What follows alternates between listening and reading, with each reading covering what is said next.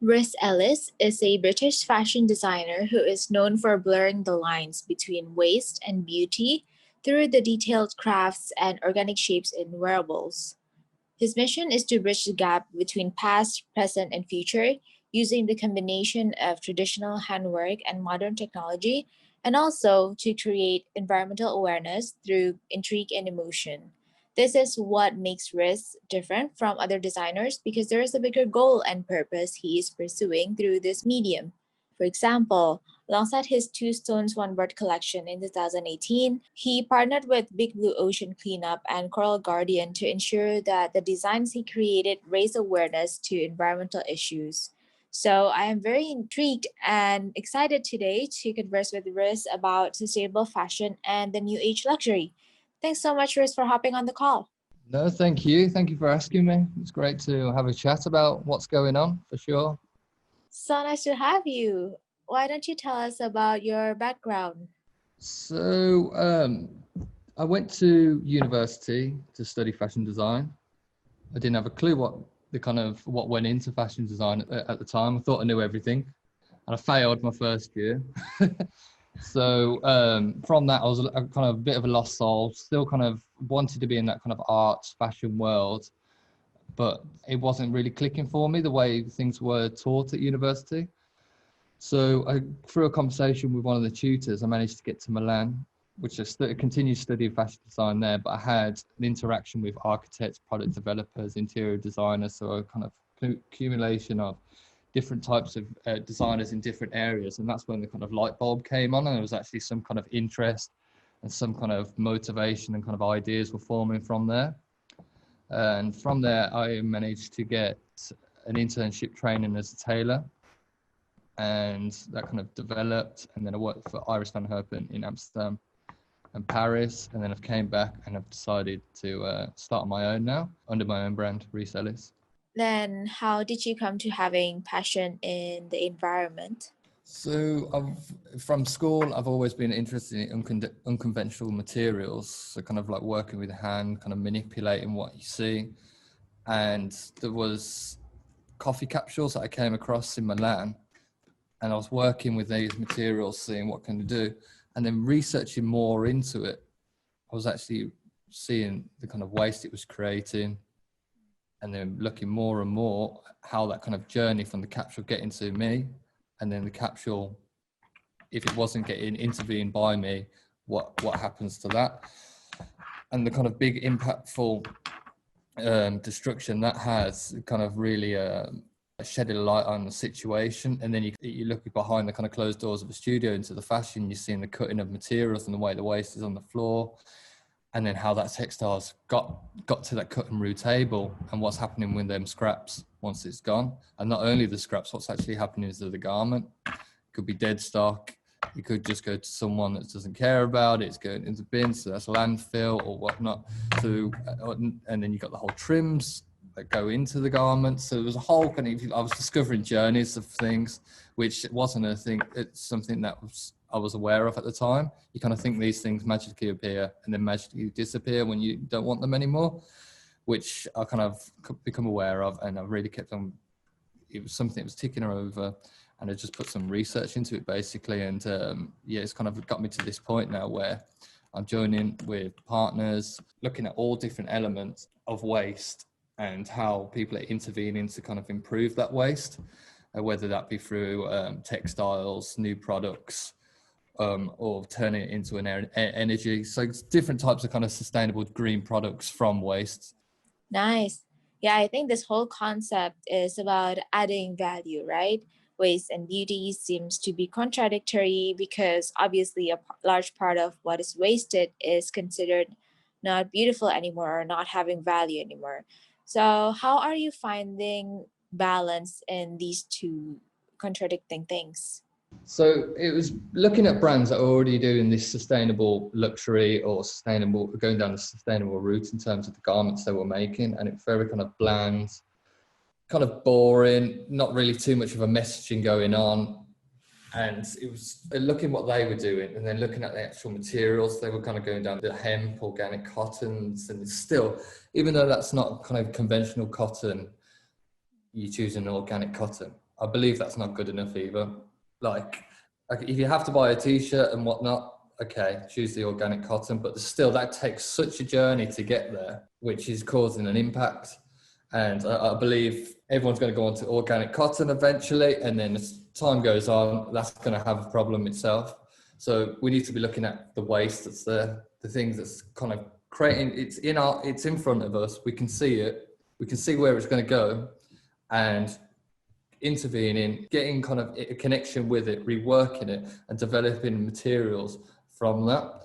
Now, because of my inspirations, I take them from the environment. For example, White Horses, which is concentrating on coral bleaching.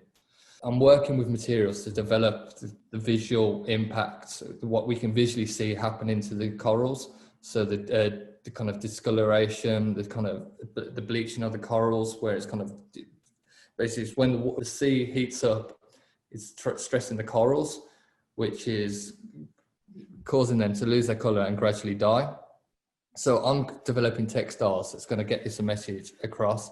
That's from the kind of the colors, the kind of structural shapes of it, and then gradually kind of dimming down the kind of shapes, the sculpture aspect of it, and then dyeing it out like it was dying, make it fall apart. So in this kind of journey, you're taking the textiles that you're working with, this waste material, and then the inspirations and the destruction that the textiles are causing, and bringing them together, and you get in this beauty organically. There's nothing forced in it.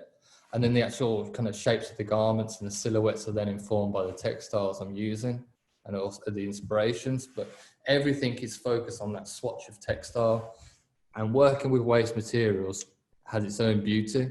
It's just getting involved and seeing what it can do. So that's what's got me to this point, the actual beauty of the materials and the inspiration, and just combining them and working it. Nothing's forced at all. It's just letting the materials do the work. Yeah, I think it's smart to play with the mental image to remind people about the environment, and also embracing the materials growing and aging. In a sense, it's like the wabi sabi concept, where the more imperfect something is, the nicer it looks. So that was the White Horses collection, was it? A collection that focused on coral bleaching was called White Horses. The name White Horses is playing, it's like a juxtaposition, playing with the romantic image of a wave crashing in, white horses running in. So that's like what we see standing on the beach is the white horses, the beautiful image. And then you look beneath the ocean and you're seeing the actual destruction, the kind of the true story, which is the kind of destruction of the corals, which is destroying the whole ecosystem, which is caused from the materials that we use in the landfill. So the coffee capsules, for example, if they're not intervened, whether they're being recycled or are we intervening them and creating textiles from them, they go into landfill, which produces methane. Methane is up to 34% stronger than carbon dioxide, which is contributing to climate change, which is having a direct effect on the warming of the sea.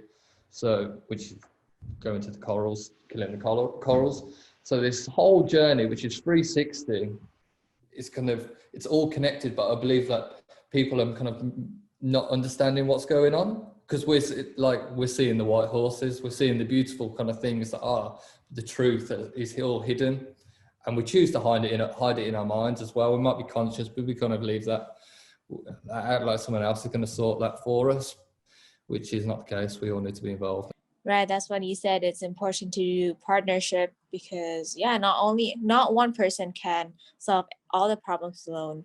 So can you share with us about doing partnerships with other organizations with similar goals? The partnerships with the ocean cleanup are more to kind of want an education for myself, and then helping kind of to support what their mission is, to kind of clean the oceans and support the oceans as much as they can. And that has a direct effect on my inspirations and motivation to kind of create the work that I do create. But yeah, it's kind of a fuel really to what I'm doing and kind of direction I'm going in. So one of the companies that I'm about to work with is they're collecting the plastic and whatnot from the oceans. They're collecting all the plastics from uninhabited islands and transforming them into textiles. Now, this is something that's being highlighted at the moment in lots of headlines, lots of product descriptions, which is polyester made from post-consumer water bottles, PET bottles. The problem with this is we're using this as a great tagline and buzzword to sell our products. What's happening with them products once they've been sold? So again, we might be recycling some plastic out the ocean, but if we carry on the way we're going, it's going to end up back there. We're basically delaying the problem. So again, that has its own thing. So it's working with these companies, seeing what they're doing and looking for solutions or adding to the solution that they've put in place to get it to a place where we're not just delaying the harm, we're stopping the harm.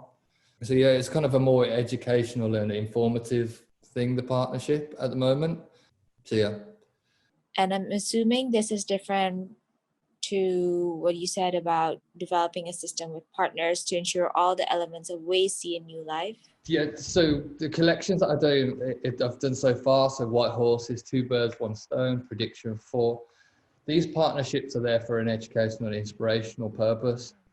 Now, in this lockdown period, I've developed a brand called Evolution, which is taking all the same principles that I use in my fashion design and use it for more everyday functional products. And with this, I've developed a system with partners that I'm kind of working with them, seeing what they have in terms of waste and using that to develop the products. And then from me collecting the waste materials and working with them, there's elements of that which I haven't got an answer for. So then we've partnered with companies. So for example, let's take the coffee capsules. Coffee capsules come to me from corporate businesses, so your hotels, universities, households. They come to me. The foil aluminium gets took off the top, the coffee gets removed, and the aluminium capsule we use for the bags. So we're creating bags with the aluminium capsule. Now we've got aluminium foil that we haven't got an answer for, and we've got the coffee, used coffee grounds.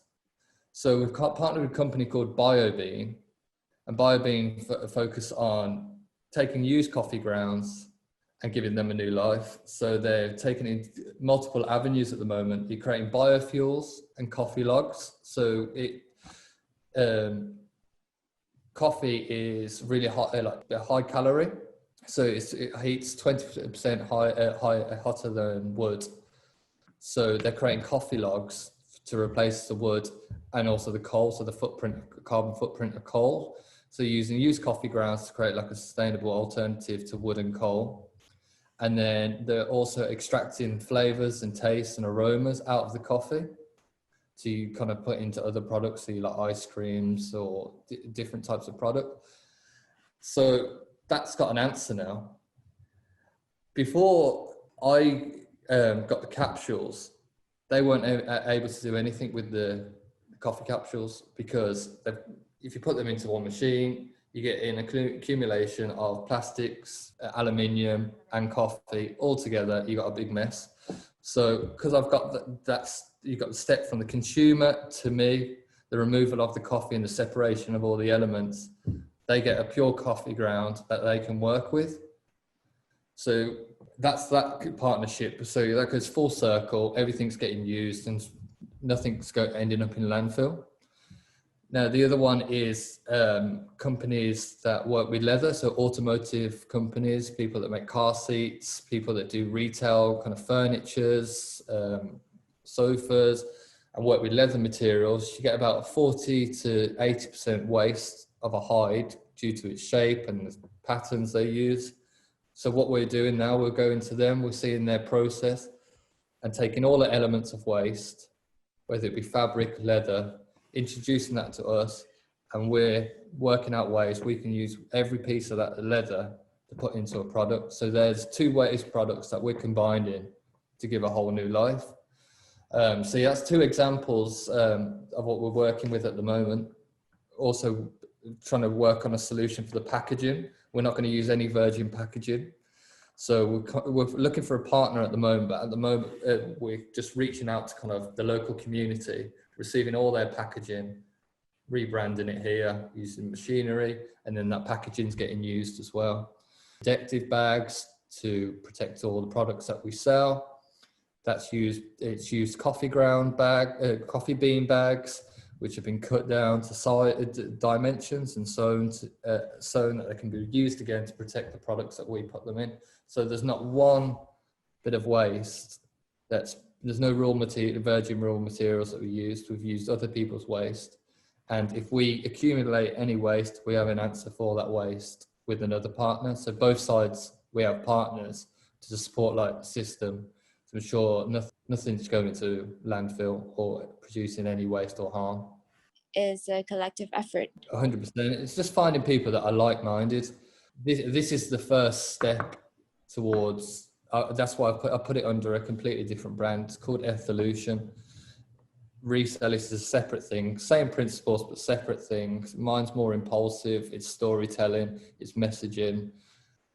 This is everyday products, functional products made from waste, and then building a system around that. And then we'll gradually grow, introduce more partners and more products. Awesome. Sounds awesome. So what other elements of sustainable fashion and textiles you would like to explore more of? Textiles. Yeah, food waste is a big one. So like I said, we're dealing with waste leather at the moment, which leather's not the best. And we've been looking into, okay, well, that's waste. We can deal with that. But what is a good alternative to leather? Now, the leather alternatives out there sound great until you actually dig into what's going on. So you have people making the leathers from waste food. You're taking control of one problem. You found a solution, but then you're implementing another problem to get that product to market. That's a problem. It's just you're solving one problem, you're adding another problem. So these kind of so-called vegan leathers or eco leathers, they may be vegan, but they're not doing any good really, because you're kind of trapping waste food in between two layers of plastic and then reselling it. And I don't know, it doesn't sit right with me. So yeah, that's something I kind of like, I want to look into food waste and these materials and trying to kind of dive into what's going on and look at kind of different alternatives for it. I've got a collaborator at the moment with developing a textile from some food waste. Like I say, it's a tricky one. Is having that durability.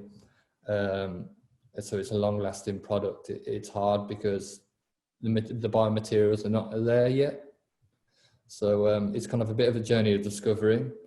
But that's one material I'd want to work with.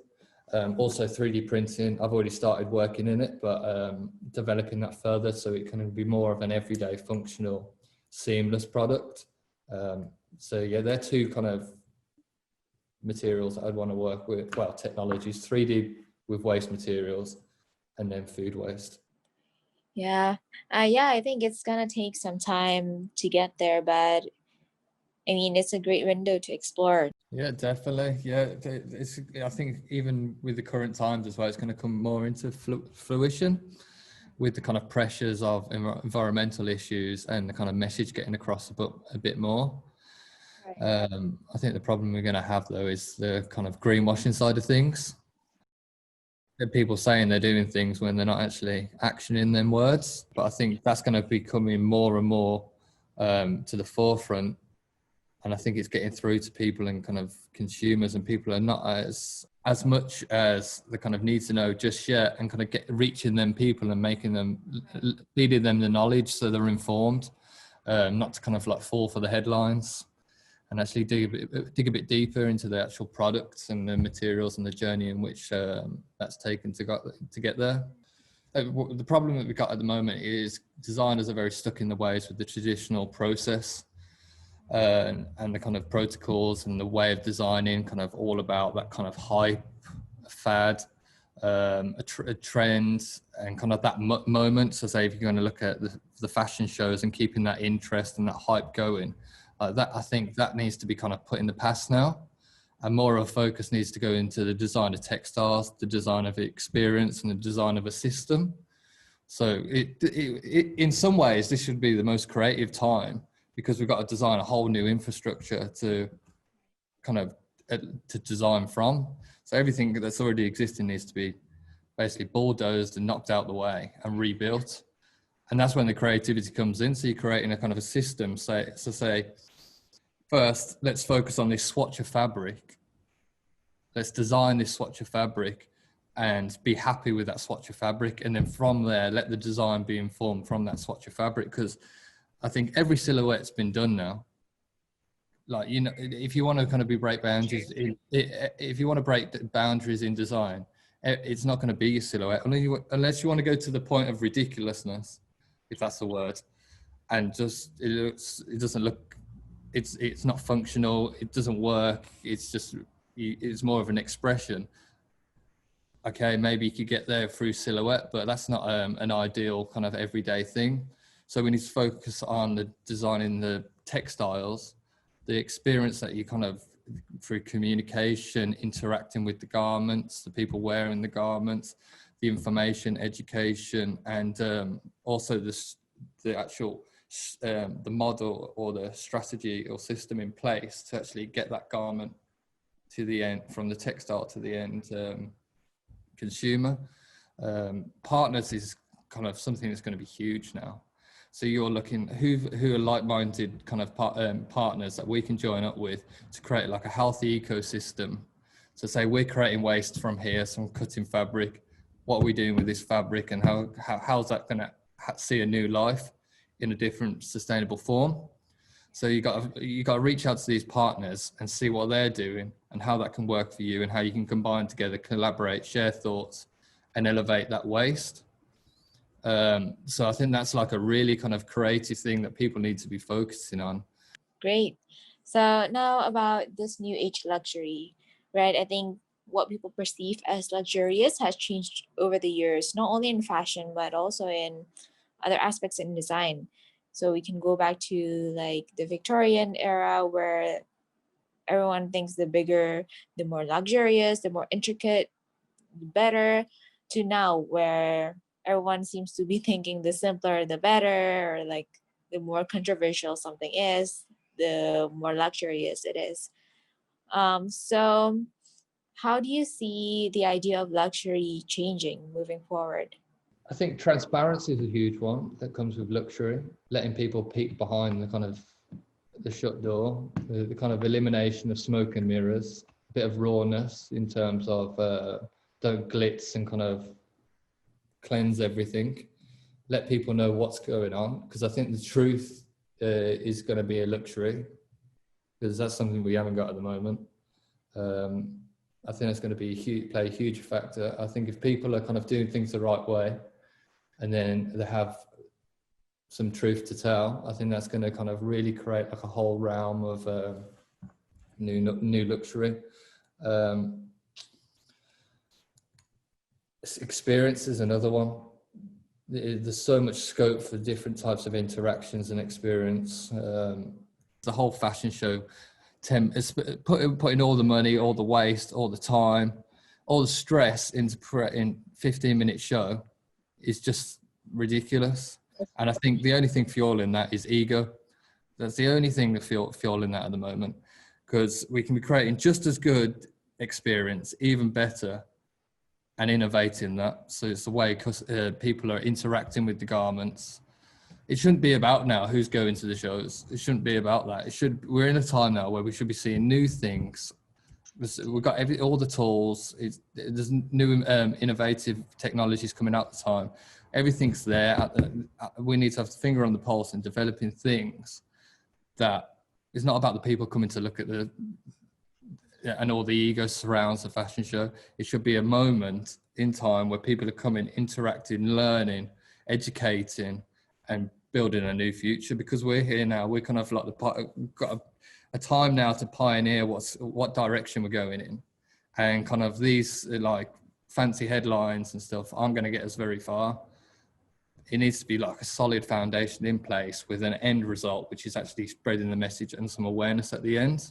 So that needs to change. So it's more about an interactive experience when people are going there. They're feeling something, they're learning something, they're interacting with something. And yeah, I think that'll be a luxury in itself.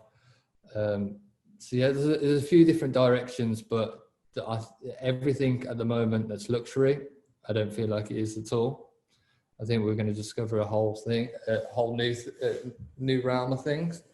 So yeah, experience and kind of communication and truth, I think definitely going to be a luxury.